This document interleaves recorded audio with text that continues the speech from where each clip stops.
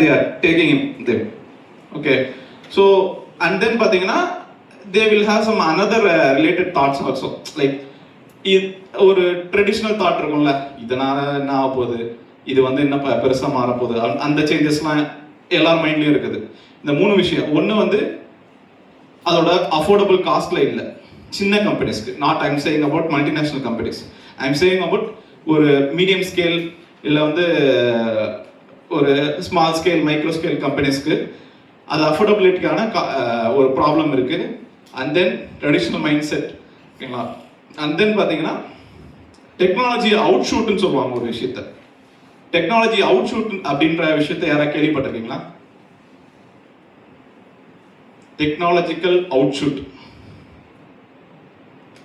Okay, I will explain it. Like technological out ஷூட்னா, இன்னைக்கு for example நம்ம அந்த ஈரால தான் இருக்கும். நம்ம எக்ஸாக்டா சொல்லணும்னா டெக்னாலஜிக்கல் அவுட் ஷூட்னா, இன்னைக்கு ஒரு கண்டுபிடிப்பு வருது, ஒரு இன்வென்ஷன் வருது, ஒரு சேஞ்சஸ் அதில் நடக்குது. So every thing is changing.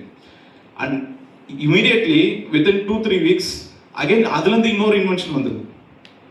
Even before like நீங்கள் ஒரு 10 years பேக் பார்த்தீங்கன்னா, ஒரு இன்வென்ஷன்லேருந்து இன்னொரு இன்வென்ஷன் கிரியேட் ஆகிறதுக்கு it will take at least 5 to 6 years 7 years அந்த மாதிரி இருக்கும். ஆனால் இன்னைக்கு இந்த வாரம் ஒரு இன்வென்ஷன்னா அடுத்த வாரம் வேற ஒரு இன்வென்ஷன் புதுசாக கிரியேட் ஆகிடுது. ஓகேங்களா.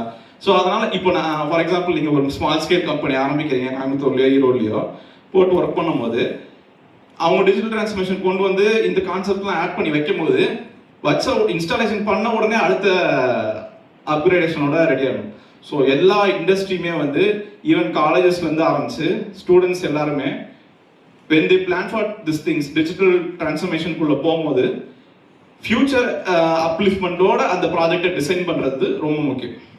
So that they can easily develop digital transformation tools in their office or their workshop. புரியுதுங்களா? கிளியரா? ஏதாவது டவுட் இருந்துச்சுன்னா சொல்லுங்க, நான் பதில் சொல்றேன். கிளியரா? நெக்ஸ்ட். சரி, இந்த கொஸ்டின் கேட்டா இது தப்பா ரைட்டாலாம் யோசிக்காதீங்க. ஃபர்ஸ்ட் கொஸ்டின் கேளுங்க. Please be curious.